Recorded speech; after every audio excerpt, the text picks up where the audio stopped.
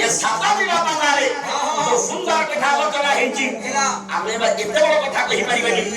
ତଥାପି ଗୋଟିଏ କଥା କହିବା ଏ ଯୋଉ ବନବାସ ଗଲେ ପାଣ୍ଡବ ମାନେ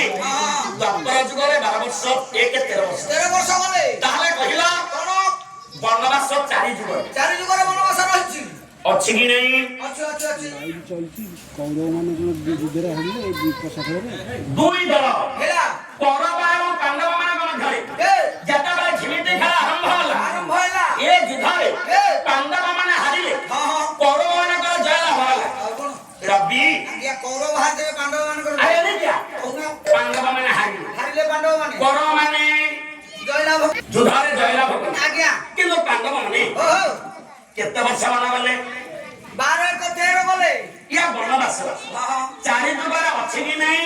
ସେ କଥା ଆମେ କେମିତି ଜାଣିଲୁ 4